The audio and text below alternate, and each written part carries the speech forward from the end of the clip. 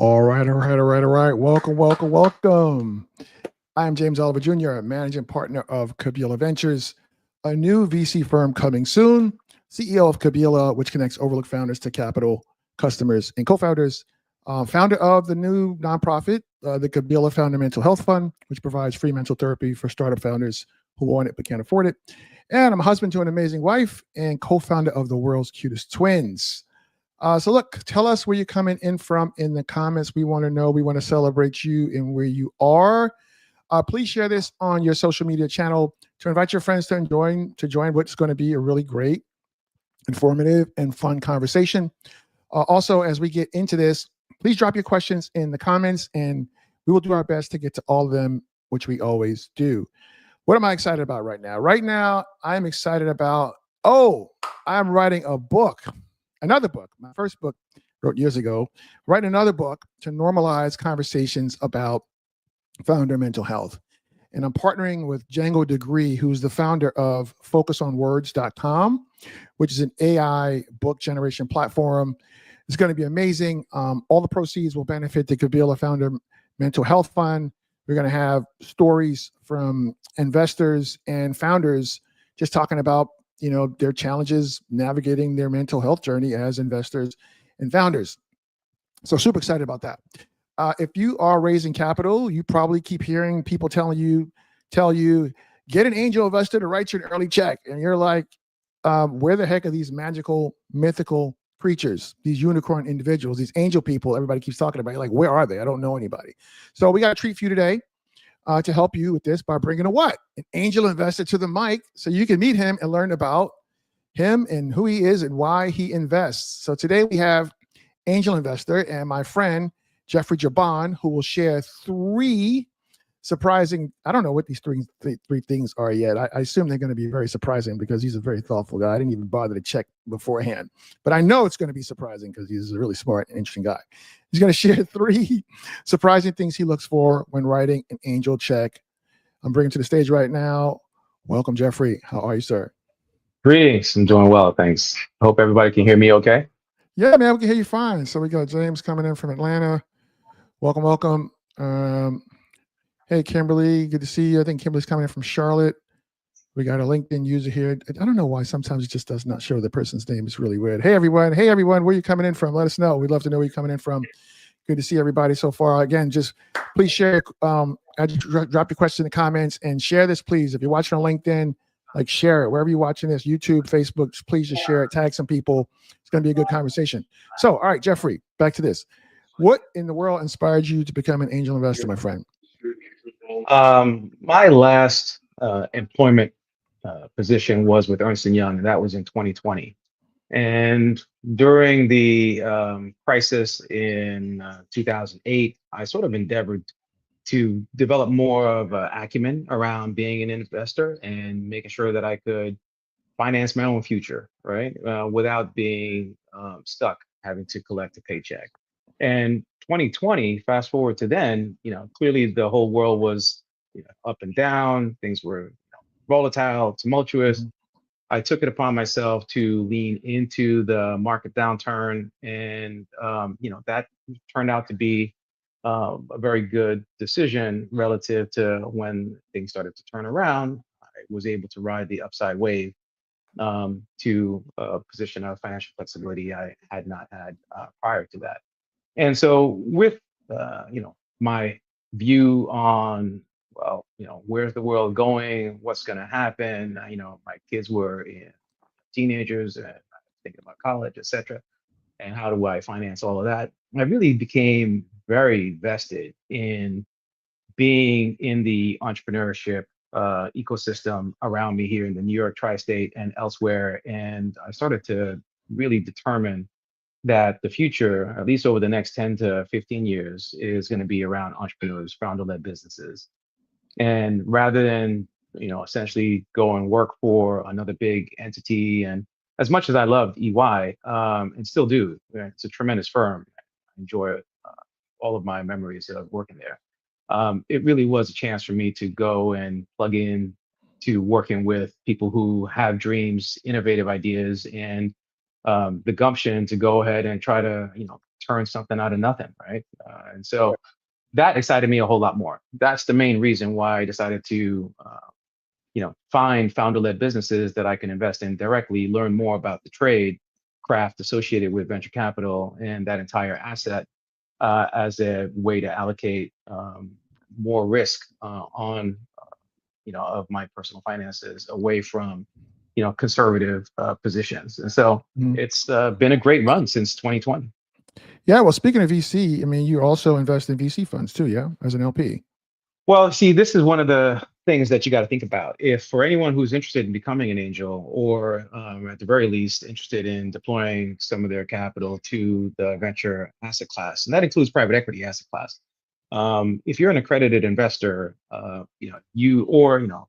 than that, a qualified purchaser, and you have some desire to add some exposure to additional risk into your portfolio, being a limited partner in a fund like I'm a committed LP in Kabila Ventures, which is the initiative that James has underway, is a great way to essentially participate in the upside of the entrepreneurial ecosystem without having to go and source deals yourself, because you've got a dedicated GP who is going to go out there and basically leverage the fund and the money that you're putting into the fund to deploy and support founder-led businesses so that you can get outsized returns, right? That's the Yeah. intention of doing it. And that's certainly for some people, a better way of going about it, as opposed to being an angel and trying to do things on your own. Yeah. Okay, cool, man. Well, yeah, I just think it's interesting that you're not only an angel, but you also invest in funds, like you just said. And that's actually how we met, as you mentioned. So are you currently deploying capital? I am currently deploying capital. I typically cap my check size at 50K, but I would say my average is somewhere between 5 and 15. If I were to look at a broad range, I've deployed checks as little as $1,500. And I've deployed one check that was as much as 100,000. And that was at the beginning, right? Sort of before I even knew essentially what I was doing or getting into, right? I just got so enamored with this charismatic personality who had a very great pitch. And I'm fortunate in that I'm a risk averse person, but also someone who is very capable at qualifying risk so that I can take a risk, right? I recognize you can't just avoid it. You're never going to get the upside benefit. Hmm. So this person, whom I backed, I felt was exactly the right individual to do this thing that he had, underway, and I wanted to participate. And to date, it's been good. I don't think that that's the general storyline for the majority of angels cutting their first check, or individual LPs participating in their first emerging manager, right? So it's really about leaning into and learning as much as you can about the space that you're about to enter, Hmm. and making sure that you can make informed decisions, so that you can not only recognize there's an effort, you got to recognize that there's risk tolerance that's involved, but it's really more, and I've said this to you before, James, it's about being tolerant of losses. And Hmm. so, no one wants to take a loss, but you have to recognize that that's a very high probability, particularly in this Yeah. space. Okay. Cool, man. Let's So are there any particular industries you like to invest in? Yeah. So one of the things I'll weave into this surprising thing, right? One of the Okay. surprising things, Well, right? hold on. I'm not. And I'm not ready to ask you that one yet. well, Just I let's mean, stand but up. it's kind of dovetails. It's the same sort of thing. It's the other side of the coin. But Well, may I ask you particular. okay, but I don't want you to sneak in the surprising thing yet. Can you hold that for a second? All right, let me think about, ask your question again. I'll answer it without revealing one of the surprise things. Right. Perfect. What are there any particular industries you like to invest in? At the moment, I like anything related to aerospace, defense, and that includes space, orbital silence, surveillance, and sciences. I like energy. I like nuclear. I am very thoughtful about AI and my approach to AI, but I've invested in several founder-led businesses that are creating tools for greater development of AI and language models. not so much tools for individual users to just have more time in their day to do things that are interesting, right? Right, right, So right, right. Okay. yeah, definitely And those are key points. I'm also a big fan of education technology, ed tech. Okay. so and anything that helps children. Okay. Perfect. Do you any crowdfunding investing like WeFunder type things? I have not participated in WeFunder. I've been invited to be a lead on a couple of things through WeFunder, but I have not just elected to do that Is that just you yet. just don't want to do it, or you just haven't found anything you liked? Well, yeah, I haven't found anything that I like because really, I'm in this game not to be a philanthropist, right? Or Of course. I'm not altruistic really Right. necessarily. Right? I'm really, I want to make sure that I get significant amount of return Yeah. for the money that I'm deploying. Of course. We're in this business to build wealth, right? And 1,000%. I'm in this to make sure that I'm getting some adequate return. I haven't seen anything on WeFunder that makes me, super excited. Okay. All right. Right on. Okay. Cool. So let's get into it. I expect the comments are fitting the light up. So y'all, we're about to get into these three surprising things that Jeffrey looks at or looks for before he writes an angel check. When I posted this on LinkedIn, I was like, why do we say write a check? Nobody writes a check anymore. Cuts a check, writes a check. We are Bounces a check, right? Who bounces wiring. checks? We are wiring money. Exactly. Exactly. Balancing checks, hilarious. All right, cool. So what's the first thing that you look for? Surprising thing you look for when you're writing an angel check? Well, is that it fits your thesis. And the reason why that's a surprise is a lot of angels don't necessarily think hard enough about what it is that they're doing and why, and what is the type of company that they want to invest in and why. Right. So I encourage anyone who's thinking about any accredited investor that's thinking about being an angel investor or a limited partner to really think about what is your raison d'etre? Like, what's your purpose for, finding this founder-led opportunity, be it a GP with a first fund or a founder with their first, second, or third startup. Mm-hmm. And so it has to fit your mindset around what it is you want to do with this money, right? Now, gains aside, you can find outsized returns in a whole plethora of different sectors, customer segments, markets, Mm-hmm. etc. Mm-hmm. My personal thesis is really around humanity and human adaptation. And that stems from having been an insurance risk professional for the majority of my professional career and having looked at how climate is affecting windstorm, quake, and flood, as well as wildfire, and what happens after the fact. It's not so much that the insurance companies, might, and they actually do cut checks, by the way, and put it in the mail, or if they don't get a digital wire acceptance Right. from the Right. part of the policyholder. But Mm-hmm. what happens after the fact when people are injured, right, or when homes are damaged and need to be rebuilt, or when flood zones shift because of topographical erosion and things of that sort. That got me thinking about, I mentioned earlier, orbital surveillance, right? And so I started thinking about, well, if there is better mapping of the terrain and visibility into the terrain, both pre and post catastrophic event, that would be helpful. So I started to find companies that are involved in that space that were founder-led businesses, and establishing relationships with both GPs like yourself, as well as founders who are trying to address those situations. Mm-hmm.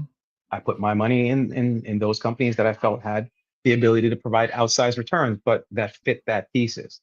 Likewise, prosthetics, robotics, right? In the event that there's someone who has now become an amputee as a result of some unfortunate incident, which is related to a catastrophic event that ties to climate, right? Now, of course, there's brand new advances in prosthetics, in neurological connections to devices that would be able to help someone adapt to this new reality that they live in.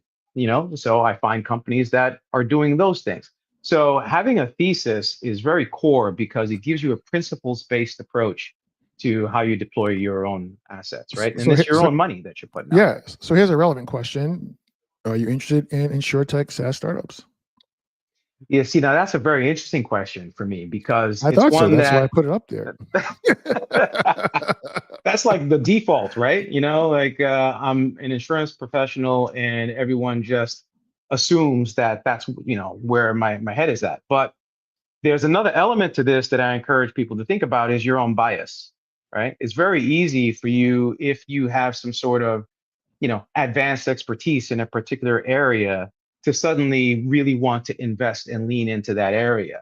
And I would encourage you to recognize when you're crossing a threshold or a boundary into your bias now, determining or unduly influencing your decision to invest or not.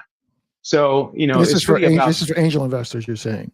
for angel investors and for me in particular, when it came to insurtech, I had to recognize that, having been the majority of my career in insurance, I know sort of, how things are done behind the curtain and what needs to be fixed, as well as all the challenges here in the United States. And I have not seen very many insurtechs that are meaningfully moving the needle in terms of creating innovative change that's going to disrupt the insurance market.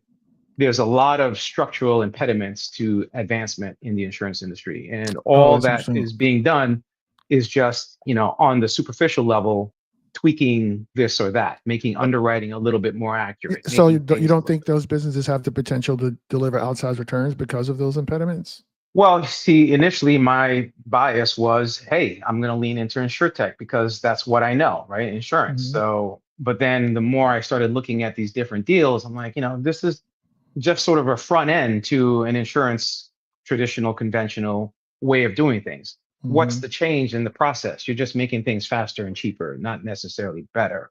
And certainly not a better user experience for the policyholder.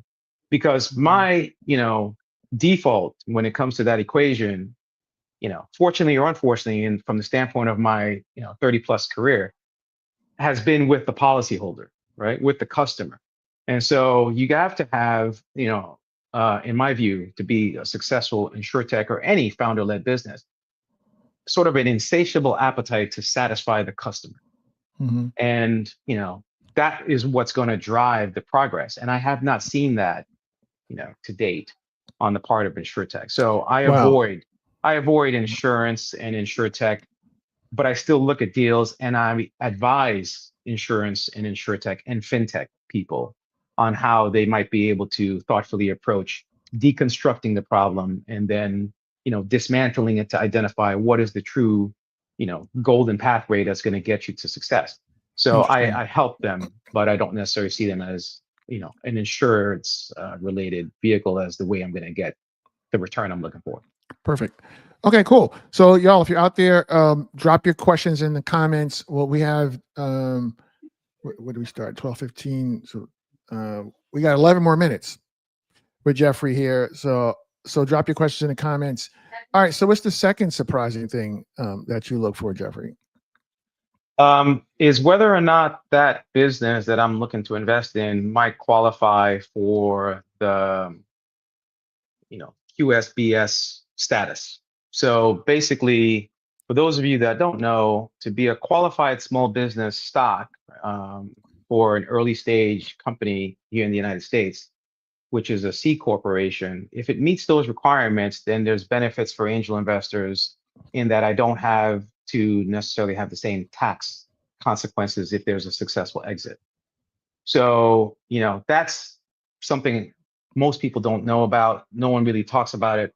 But the QSBS status for founders, if you can somehow demonstrate that it's likely you would qualify as that, because it's one of these indeterminate things, I've never gray heard this before. areas. Qualified small business stock is what it is.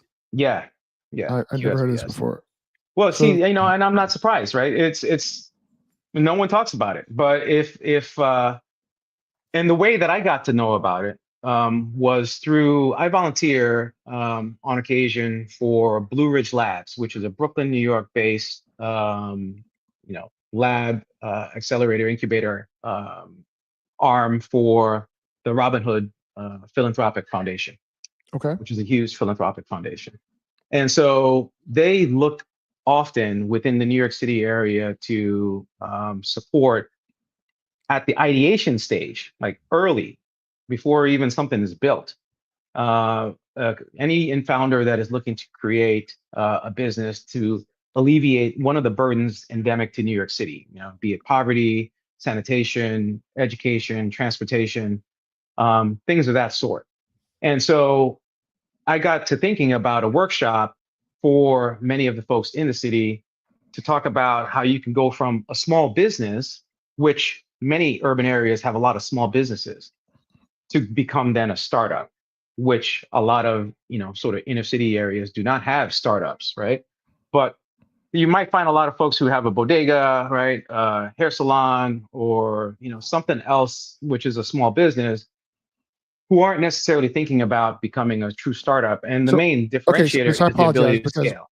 I apologize. We got 9 minutes left. I got one more question I got to ask you. And I see some questions popping in here. So, but the So just QSBS. pay attention to QSBS. Let me just leave that nugget for everybody else. Go and Yeah. research that. Okay. Yeah. I'm going to research it as soon as we get off the call here. That's fascinating. So James wants to know, how do you source your potential investments? Great question. Yeah. So as an angel, it's a lot harder. It takes a lot of effort. So I source by joining particular groups, right? So I'm a member of organizations like Angel Squad, organizations like Gangels, which is phenomenal fund, and to be a member in those two organizations provides me with a lot of deal flow to Yeah. view. Also, through AngelList and Equity Zen, I am able to participate in a lot of SPV opportunities that provide me with deals. And then it's really all about trying to create relationships with the founders themselves, because the word of mouth is invaluable in terms of introducing you to, from one place to another. Okay. And it takes some work. Now, putting that aside, the other pathway is, of course, being an LP. If you're an accredited investor, I encourage you to, consider being a limited partner in a fund, and let that GP go and do all of that work in terms of deal Exactly. flow. That's exactly what I'm going to do. Okay. So here's a question from Pedro. When founders without a strong tech background need to develop a solution, what advice do you advise them to do? I heard different positions around this topic: is find a tech founder to join you, find a tech partner, is too risky to invest, I guess. Like, what's your point of view on this? Yeah, so if you're at the ideation stage, you don't have an MVP, you just kind of have a concept, and you're not the technical person. There's two things to consider. One is whether or not there are tools out there that can make it easier for you to realize or manifest your dream Mhm. without a technical founder. Like Yeah, every single day, there are better and better no code tools to every day. create something to manifest your concept. So explore those opportunities to have an AI help you to create Yeah, your MVP. totally. Now, on the other side of things, it's always better to have somebody that you trust and get along with, to partner, right? Rather than be a solo founder trying to do all these things on your own. And there are, however, lots of examples of people. Steve Jobs is the most important one that it comes to mind. He was not a technical person at all, but he found a technical person Well, to help yeah. manifest his ideas. So, Pedro, I think it's important to find a tech partner. Yes. And from the standpoint of an angel investor, I'm going to be looking at the quality of the idea and your assumptions, and determining whether or not I feel there's merit relative to where we think this can go, given the marketplace today and the marketplace in the future. So it's not so much, oh, the CTO just joined and I only met him, 5 hours ago, as much as it is, okay, this person is committed and incentivized. Oh, your audio just went out. Oh, sorry. Hold on. You got to unmute your mic. Your mic's muted, but I don't know what happened there. Makes sense? Sorry. Yeah. No, your mic was muted. I didn't hear. The person's committed and incentivized, and then what? Yeah, so that the person is incentivized and that there's a tremendous upside, together rather than individually. So I'm going to Yeah. recognize that it's not so much how much time you've worked together, but Yeah. whether that person has skin in the game. All you right. know, to equity Perfect. ownership and is committed to the idea. Perfect. So there's a comment I'm going to put up. I don't want to go down this political rabbit hole, but I just don't understand the last piece of this thing here. The one big beautiful bill, although generally I'm not a fan, has been huge for not only founders, QSBS. There's your QSBS, Jeffrey, but also emerging managers. I need somebody to drop a comment, explain to me how in the world the big beautiful bill is helping emerging managers. Please don't respond. We only got 4 minutes, and I need you to tell me your last thing. Pedro says thank you, by the way. And then Jesse's got some comments for you here. Okay, what's your last? Thanks for all the comments and questions, guys. This has been awesome. What's the last surprising thing? And I apologize for rushing you, Jeffrey. I just want to make sure we get through all the surprising things. So here's the last one. What is it? Yeah, so you got the thesis, you got the QSBS. The last one is really paying attention to, the terms. Now, if I'm talking to a founder, I don't necessarily want to bully that founder into the corner and make sure that, I'm the shark, right, in the tank, and I get the majority of your business, and you're just effectively an employee for me. I really want to make sure that I'm helping to create entrepreneurship as the backbone of the future, not just for me and for you, but for the ripple effect, what that can have across multiple demographics, right? Read between the lines. So, the last surprising thing is pay attention to the terms. The contracts, are very important. And safes are easy. SAFEs, right, are very easy and quote unquote simple. But I tend to like convertible notes because that gives me a lot more assurance. And I tend to like preferred positions. So, while there still can be give and take, at least there's more equitable reciprocity, right? So as a founder, I don't think you should necessarily try and sort of always hold out for yourself. Sometimes you got to give a little to get a lot. And then as an angel, I'm looking for things that are going to make sure that I don't have, a lot of undue dilution, or I don't know where things are, if there is an exit, well, what happened to the money that I put in, right? And the ownership that I expected that I would have. So the contractual terms are important. And there's a host of different legal vehicles other than just the common safe that would be beneficial for everybody. Totally. Okay. So one last quick question for you is, how involved do you like to get with your port co-founders? I think I know the answer to this question, but I'm very involved. Yeah. Like I even hold office hours on Wednesday through Friday between 10:30 and 1, where people can just sign up or even drop in. And those are every week. So these are for your port co-founders? For my port co-founders, for my GPs, where I'm an LP, and for opportunities to meet new people. That's basically my working bandwidth. Incredible. For interacting with other people. The rest of the time, I'm doing research, making phone calls on my own, learning about new opportunities and reviewing pitch decks and things of that sort. Amazing. So the way people can get in touch with you is right here on LinkedIn. Jeffrey Jabon. Jeffrey is super active on LinkedIn. Like, look, I don't know if you could tell, you probably can, but Jeffrey's like a really, really great guy. He's really smart. Why are you smiling? And you didn't have to pay me to say you're a great guy. What? What'd you say? I'm not going to disagree. Go ahead. Yeah, no, you're a great human, man. You're very, ethical, smart, hardworking, successful. I mean, I'm thankful to know you, to have you as a friend. As you mentioned, to be a committed LP in Kabila Ventures.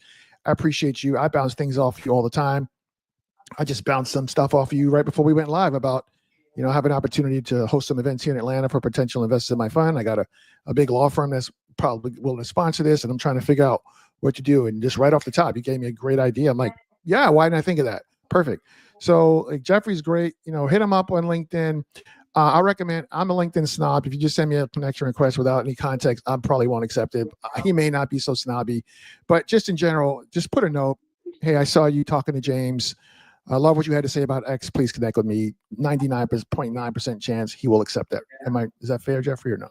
Oh yeah, that's very fair. As long as I have a reason, I tend not to accept just sort of blank connects, but if you are a snob like me, then you're LinkedIn snob like me. Perfect. No, because there's a lot of noise, right? Yeah, 1,000%. Just tell me what it is. How can, and a lot of times though, James, I'll tell you, I'll get some sort of blank connect request and I'll write that person and say, how can I help you? Tell me a little bit more about why you want to connect. Oh, you're better than me. I just delete it. No, I ain't got time to help them. Help me help you. No, what do you want? It's not clear. I don't have time. Sorry. I see that as one of the reasons why I'm here. And as a matter of fact, there's this one deal I'm looking at right now that started out in this way. This young founder hit me up, says, just said connect. And I'm like, oh, what is this? But then I asked them how they would like to connect. And that led to me reviewing the pitch deck. And, now they've got more advisors and it looks like things are starting to take off. Yeah. Well, in the future, that person should just put the note and explain exactly why they want to connect with you, because the 9 out of the 10 people will not be so kind to do what you did. But that's just me. All right. So we're going to wrap this up here in a second. So if you want to become a donor in the Kabila Founder Mental Health Fund, where we provide free mental therapy for US-based founders who want it but can't afford it, please go to go.joinkabila.com/therapy and make a donation. We're currently raising another $80,000 to help another 150 founders. We've done like 20 or 30 already. We do them every week, and we're partnering with Techstars to provide mental therapy for Techstars founders, but we need to raise more money. Please consider becoming a donor today by going to joinkabila.com/therapy. And, we're raising the fund, Kabila Ventures. We're going to be investing in founders out Kabila community. Go to kabila.mn.co and join our community today. And we got one last comment here. Where are you? I'll be sending a request. Not sure who that is, but you're going to be getting a request from somebody, and that is awesome. All right, everybody, we appreciate y'all. Stand by for the green room there, Jeffrey. And we're going to roll out here. I appreciate everybody. We'll see you next time. I actually have one coming up next week with Mitch Weiner, who Mitch was the CMO for DigitalOcean, which IPO'd. So he had a very successful exit. And he has this really cool tool for B2B marketers to help them figure out where in the heck their leads and their conversions are coming from. So we're going to be bringing him to explain how all that works. Super excited about that. And we're going to roll out. So amazing with the mental health support, James. Thank you so much. We'll see you next time. Stand by, Jeffrey. Pulling you down 1 second. Okay, bud? You got it. Thank you so much.